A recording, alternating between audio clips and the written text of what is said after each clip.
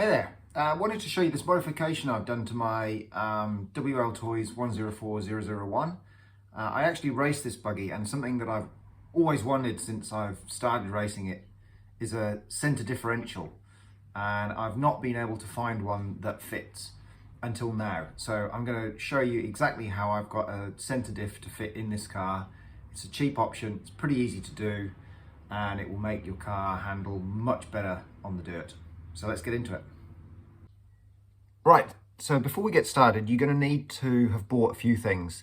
Don't worry, they're not expensive, but you do need all of them. So the first thing you're going to want is a spare differential for the 104001. They're the same front and back. They're very cheap, something like $5.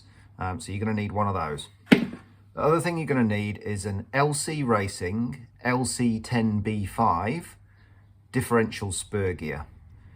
So the LCRACING LC10B5 is basically the same as this. This 104001 is a clone of the LCRACING LC10B5, and the spur gear that you get with the center differential, there are two. You can either get this one, which is an 81 tooth, and there's also a 76 tooth. Either one will work for this conversion. I happen to have the 81 tooth here. These are about $2 or $3 on AliExpress.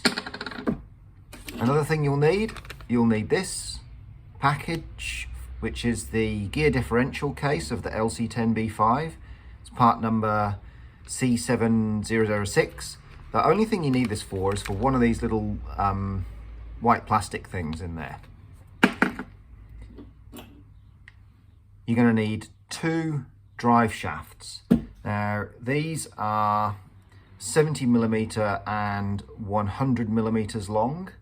I believe these are for an HPI car, but these are the ones you need. I'll have links to all of these in the description of the video. They're not affiliate links, don't get money off them. This is just what you need. So you need one 100mm, one 70mm dog bone. The other thing you're going to want are some shims. These are center bore 10mm shims. You're going to want about 10 of them. And they're 0.1 millimeters thick. They're very inexpensive. You don't necessarily need these, but they help to remove some of the slop that there is in the differential once you've got it all fitted. Right, first thing you're going to need to do is dismantle the current drivetrain. So you're going to want to remove the two grub screws in the end of each of these drive shafts, to the front, to the back. I've already done this. If you're having trouble getting them off, try using a bit of heat. Mine actually came off okay, but having one of these little miniature blowtorches can be a real time saver there. If you are going to use the blowtorch, it might be a good idea to take the whole differential case off the car so that you don't end up melting something. I didn't need to use this in the end, so I was okay. So once you got those loosened up, pull out the spur. This is a 3D printed spur. It's not the original one, but it works in the same way. Pull out the spur gear. You're going to want to save some bits on this. And then pull off the two drive shafts. You don't need these anymore.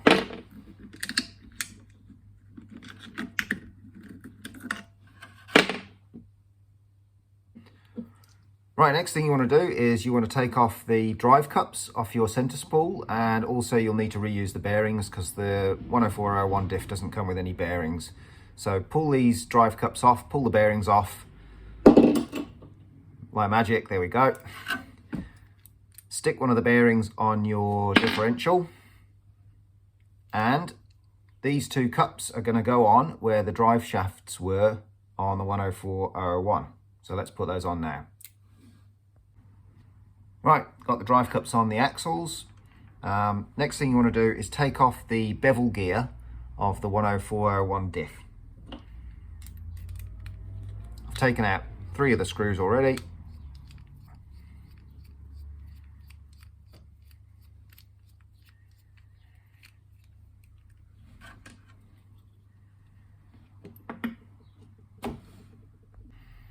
Right, so once you've got your bevel gear off the diff, take out all the other components that are attached to the bevel gear. So that's your drive cup, the spider gear, the retaining pin, the seal, and the shim.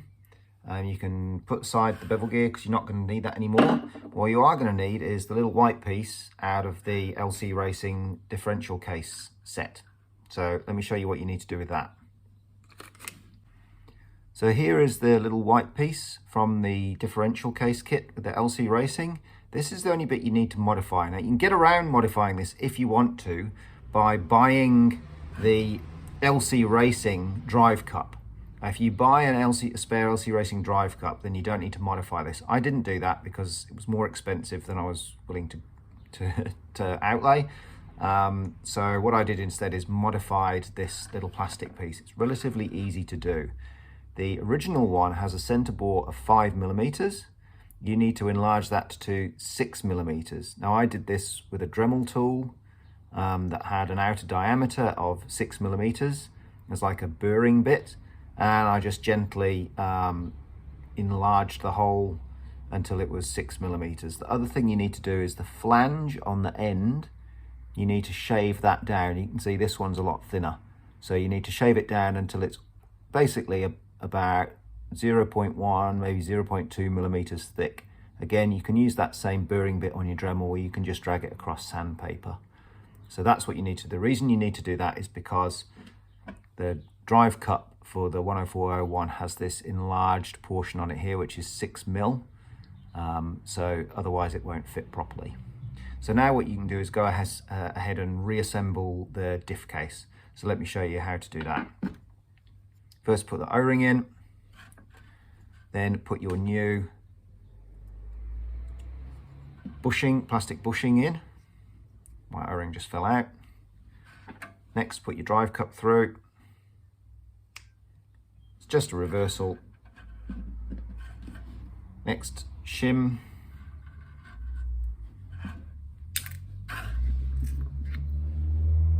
Locating pin. Bevel gear.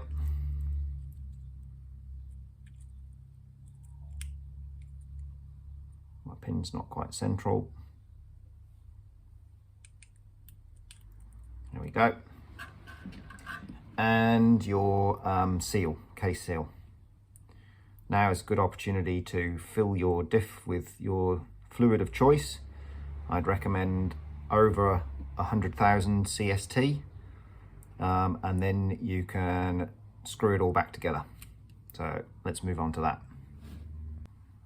Cool, so you've got your diff reassembled. Go ahead and put the bearings on. Now this is where you can see why you might need the shims. So if I push the bearings on and mount this up, you can see there's a bit of play backwards and forwards. Now, it might not bother you. It bothered me. There's enough play there for the pinion not to be fully engaged with the diff gear. So this is where your shims come in. Here's a couple of them here. These all have to have a 10mm inner bore. Now these ones have got a 16mm outer diameter. You're going to need to at least one that has a 12mm outer diameter. The reason for that is that's the one that needs to sit against the bearing for it to spin freely. So what I did is I distributed those shims between the front and the rear bearing of this differential case. The idea being just so that I got the diff to sit in a position where the spur gear was lined up reasonably well with the pinion gear when it was fitted. So I ended up using 10 of these shims. I think I've got 6 on the rear bearing here, again with this smaller one going on last, because that's the one that sits against the bearing. And then I've got some more on the front one here doing the same thing. You don't want to put them all on one side because then it will shift the diff too far one way or the other and the bearings won't have anything to sit on. So once you've done that, we can go ahead and drop this in. This is where your drive shafts come in. So obviously the long one goes at the back, the short one goes at the front. Don't need to insult your intelligence there. And once you've done that, it's basically done. That's the whole conversion. The only other thing you're going to need to do is, because This gear is 48p pitch, and the original one is modulus 0.6. So you're going to need to change your pinion gear. It will work, it will fit and mesh 48p to mod 0.6, but it'll sound terrible and eventually it will eat your spur gear. So change it to a 48 pitch one. A lot of buggies use that pitch anyway, so it's not really a hardship to find.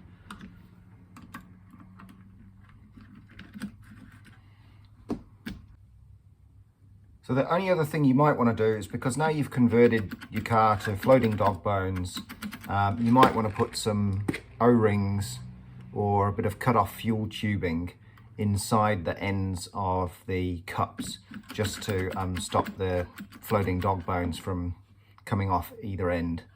I haven't fully tested this yet, so I don't exactly know if anything's going to fall off and break, but basically this is a pretty standard setup and it's very close to what the LC10B5 has anyway, so I'm looking forward to getting out on the track, getting it dirty. Hope you found this useful. Ask any questions you like in the comments and I'll try and answer them as best I can. Good luck. Cheers.